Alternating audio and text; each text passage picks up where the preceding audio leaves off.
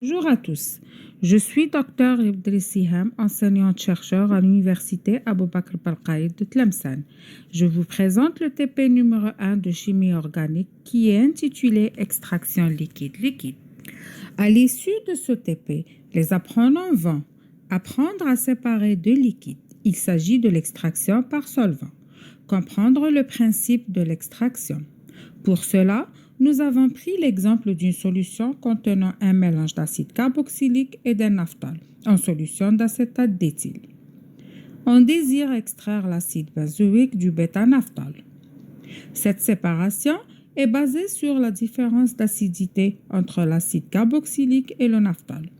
Les naphtols sont des acides faibles et perdent un proton qu'avec les bases fortes, tandis que les acides carboxyliques sont relativement forts et ne perdent un proton qu'avec une solution de base faible, comme exemple la solution de carbonate de sodium. Pour séparer les deux composants, nous aurons besoin d'une ampoule à décanter pour effectuer la séparation technique et un solvant extracteur pour isoler les deux composants. Le choix de ce solvant extracteur doit se faire suivant plusieurs critères. Il doit tout d'abord être non miscible avec le solvant initial. Si le solvant initial et le solvant extracteur sont miscibles, alors on n'aura pas distingué les deux phases pour réaliser la séparation. Cependant, l'extraction ne sera pas possible si l'espèce à extraire reste dans le solvant initial. Il faut donc qu'elle migre dans le solvant extracteur. Le choix du solvant extracteur se fera ainsi de façon suivante. L'espèce à extraire doit être plus soluble dans le solvant extracteur que dans le solvant initial afin de permettre cette migration.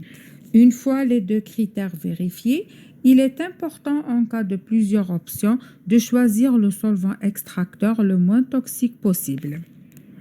Prenons un exemple d'une solution contenant de l'iode. Dans le solvant extracteur choisi est le cyclohexane. Regardez bien le protocole à suivre pour séparer l'iode du reste de la solution.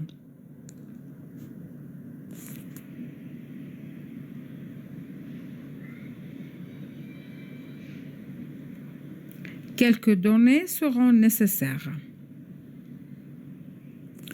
Revenons sur l'exemple précédent et voyons comment réaliser l'extraction du mélange acide benzoïque bêta-naphthol suivant les gestes techniques d'une extraction dans le solvant extracteur et le dichlorométhane.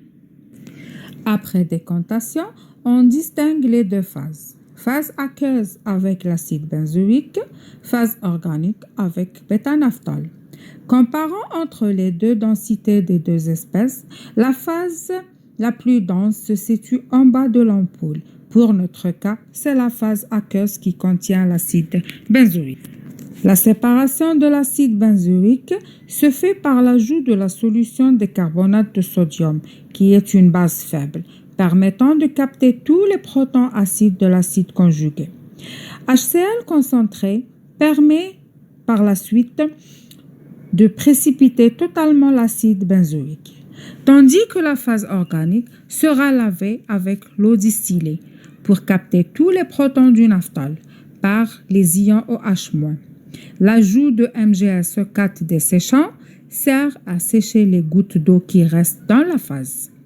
À la fin de la solution, du bêta-naphthol est prise à l'évaporation pour sécher tout le solvant qui reste. Et enfin, on récupère l'acide benzoïque et bêta-naphthol sous leur forme solide qu'on doit sécher pour pouvoir calculer leur rendement. Pour plus d'informations sur ce TP, inscrivez-vous. Vous pouvez me contacter sur l'adresse email suivante. Merci pour votre attention.